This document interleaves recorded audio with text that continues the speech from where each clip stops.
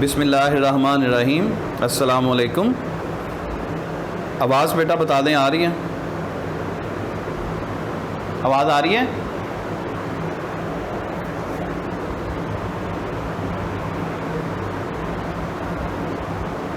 अच्छा बेटा, आज हमारा बायो का जो टॉपिक है चैप्टर नंबर 9 में से पेज नंबर 187 है और आज हम प्लेटलेट्स के बारे में पढ़ेंगे कि प्लेटलेट्स जो हैं ये क्या होते हैं।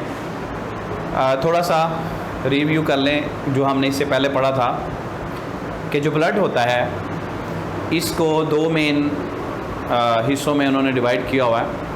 एक को हम ब्लड प्लाज्मा बोलते हैं और एक को सेल और सेल लाइक बॉडीज़। जो प्लाज्मा है ये 55% है, सेल और सेल लाइक बॉडीज़ जो हैं ये 45% हैं। कल हमने रेड ब्लड सेल और वाइट ब्लड सेल्स के बारे में पढ़ा था। आज हमने प्लेटलेट्स के बारे में पढ़ना है।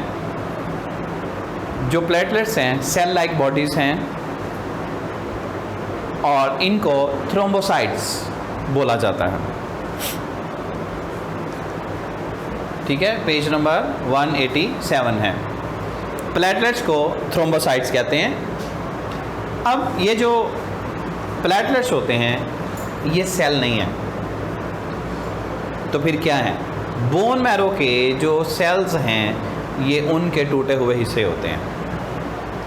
ठीक है, these are not cell but these are the fragments of bone marrow, fragments of bone marrow, और इनको हम बोलते हैं मेगाकैरियोसाइट्स। मेगाकैरियोसाइट्स। ठीक है, अगर क्वेश्चन आए कि व्हाट आर मेगाकैरियोसाइट्स तो फिर आपने ये बताना है कि बोन मैरो के जो फ्रैगमेंट्स होते हैं उनको हम मेगाकैरियोसाइट्स बोलते हैं। बोन मैरो क्या होता है? हड्डी के अंदर जो गुदा होता है उसको हम बोन मैरो बोलते हैं। आमतौर पे देखें कि जो लार्ज बोन होती है, मतलब गोश्त वगैरह जो है जब पकाते हैं घर में तो लार्ज बोन जो होती है तो उसके अंदर से एक मटेरियल सा होता है उसके अंदर मौजूद। ठीक है, तो उसको जो है हम बोन मैरो बोलते हैं। अब ये जो प्लेटलेट्स होते हैं ये बोन मैरो जो होता है उसके सेल्स के टूटे हुए हिस्से होते हैं और इनको मेगाकैरियोसाइट्स बोला जाता है। अब इनमें ना तो न्यूक्लियस होता है और ना ही इनमें पिगमेंट्स होते हैं। ठीक है, चूँकि ये सेल ही नहीं है इस वजह से they have no nucleus and no pigments. अगर हमारे पास 1 क्यूबिक मिलीमीटर ब्लड हो, 1 क्यूबिक मिलीमीटर ब्लड के अंदर 2,50,000 प्लेटलेट्स मौजूद होते हैं। ठीक है, 1 क्यूबिक मिलीमीटर में 2,50,000 प्लेटलेट्स मौजूद हैं और इनका जो लाइफ स्पैन है वो 7 to 8 डेज़ है, 7 से 8 दिन। ठीक है, ये रहते हैं, उसके बाद ये डेड हो जाते हैं। अब इनका काम क्या है? ये ब्लड क्लॉटिंग में मदद करते हैं जो प्लेटलेट्स होते हैं। ठीक है, अब ब्लड क्लॉटिंग कहाँ पे होती है? अब देखिए, बाद दफ़ा ऐसा होता है कि बॉडी के ऊपर, स्किन के ऊपर कट लग जाता है तो वहाँ से ब्लड जो है वो निकलना शुरू हो जाता है, लेकिन थोड़ी देर के बाद जो वो फिर बंद भी हो जाता है। अब बंद कैसे होता है कि ये उसको जमा देती है। ठीक है, ब्लड क्लॉटिंग है ये, ब्लड क्लॉटिंग में हेल्प करती है ये। ठीक है, और वहाँ पे एक टेम्पररी सी सील जो है वो लग जाती है, डैमेज एरिया जो होता है। ठीक है, ये थोड़ा सा था प्लेटलेट्स के बारे में। अब हमारे पास जो नेक्स्ट टॉपिक आ रहा है, ठीक है, ये ब्लड के बारे में, ब्लड कंपोजिशन के बारे में जो टॉपिक है वो ख़त्म हो गया। ठीक है, अब आ गया ब्लड डिसऑर्डर्स, बीमारी। खून की वजह से होने वाली जो बीमारियां होती हैं या खून से रिलेटेड, ब्लड से रिलेटेड जो डिज़ीज़ हैं, ठीक है, ब्लड डिसऑर्डर्स, उनमें से सबसे पहले हम आज जो पढ़ेंगे वो है ल्यूकीमिया। ल्यूकीमिया जो है वो ब्लड कैंसर को बोला जाता है। ठीक है, ब्लड कैंसर, इसे ल्यूकीमिया बोला जाता है। अब इसमें होता क्या है कि जो वाइट ब्लड सेल्स हैं, WBCs, इनकी प्रोडक्शन होती है uncontrolled production of immature and abnormal white blood cells। यानी कि जो वाइट ब्लड सेल हैं ये बहुत ज़्यादा प्रोड्यूस होना शुरू हो जाते हैं, एबनॉर्मल होते हैं, ठीक है, और इमैच्योर होते हैं। तो इस कंडीशन को हम ब्लड कैंसर या ल्यूकीमिया का नाम देते हैं। अब ये क्यों होता है? कैंसरस म्यूटेशन की वजह से होता है। अब म्यूटेशन क्या होता है?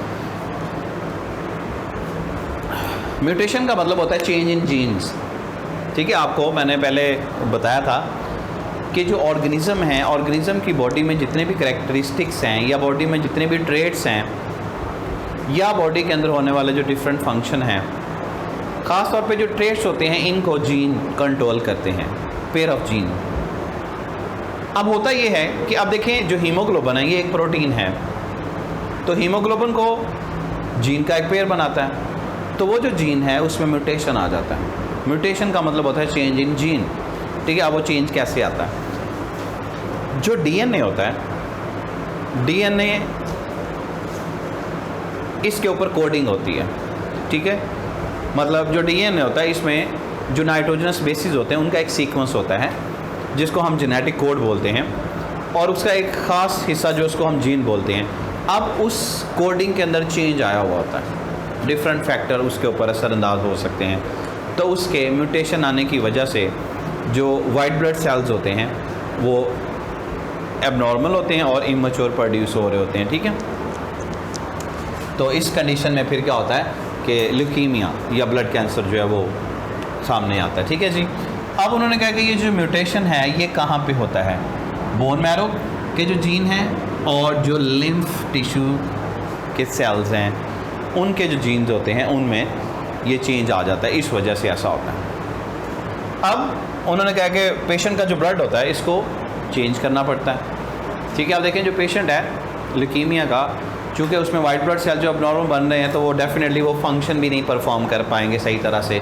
तो फिर इस कंडीशन में क्या किया जाता है कि उसका जो ब्लड होता है उसको चेंज किया जाता है, किसी नॉर्मल इंसान से, किसी नॉर्मल डोनर से लेके उसका ब्लड जो है उसके साथ फिर चेंज किया जाता है, और ये फिर काम जो है ये रेगुलरली करना पड़ता है, ठीक है। अब इसके अलावा इसका जो क्योर है वो कैसे किया जाता है? Bone marrow transplant.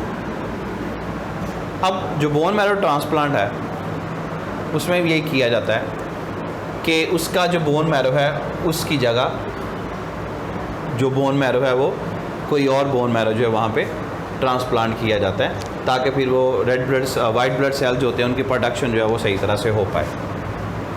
अब उन्होंने बताया कि ये जो मेथड है बोन मैरो ट्रांसप्लांट ये इफ़ेक्टिव है, लेकिन ये बहुत ज़्यादा एक्सपेंसिव भी है, ठीक है। यानी कि हर पेशेंट जो कि ल्यूकीमिया का पेशेंट है ज़रूरी नहीं कि वो सारे के सारे जो है इस मेथड इस तरह का जो ट्रीटमेंट है वो करवा सकें। ये था जी हमारे पास ल्यूकीमिया। इसके बाद हमारे पास आ गया थैलेसीमिया।